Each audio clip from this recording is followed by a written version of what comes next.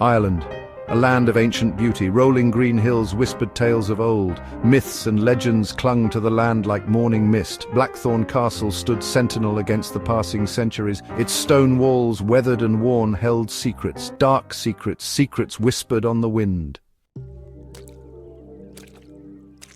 David, a passionate historian, felt the pull of Blackthorn. He had always been drawn to the echoes of the past. The castle called to him. He yearned to unravel its mysteries. Blackthorn's history resonated within him, a symphony of forgotten lives. David immersed himself in his work. Days turned into weeks and weeks into months. The world outside seemed to fade away as he delved deeper into his research, losing track of time and reality. He pored over ancient documents, each page a window into the past. The yellowed papers and faded ink told stories long forgotten, stories that seemed to whisper secrets to him as he read. He meticulously studied faded maps, tracing the lines with his fingers, imagining the journeys they represented. Then a breakthrough. A small, almost invisible mark on one of the maps caught his eye. Hidden within a dusty trunk, he discovered a collection of love letters. The trunk had been untouched for decades, its contents a treasure trove of emotions and memories.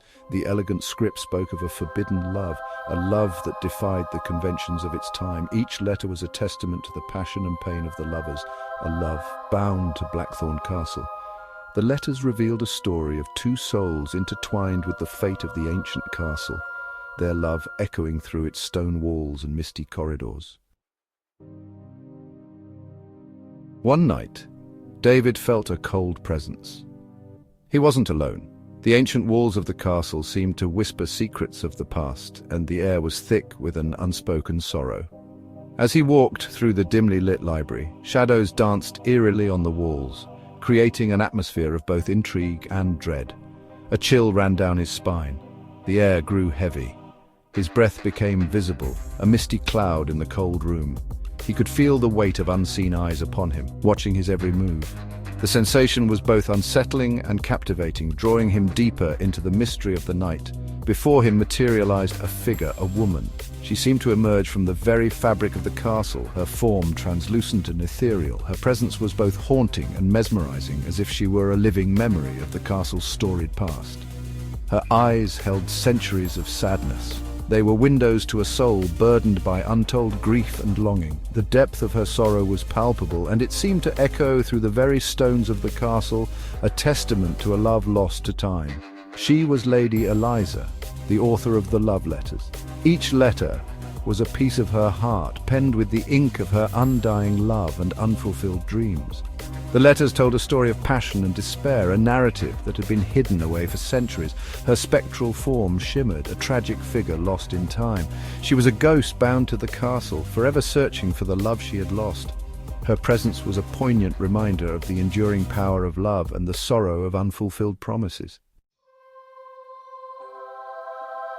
Eliza's story unfolded. She was in love with a common soldier, Thomas. Their love was forbidden, their families sworn enemies.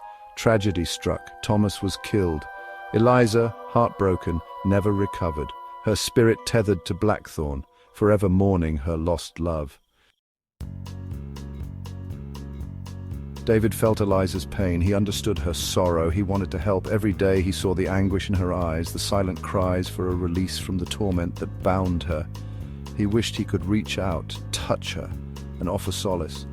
But how do you comfort someone who is no longer among the living? How do you bridge the gap between the worlds of the living and the dead? But how do you help a ghost? Eliza made a choice. She would move on. She would find peace.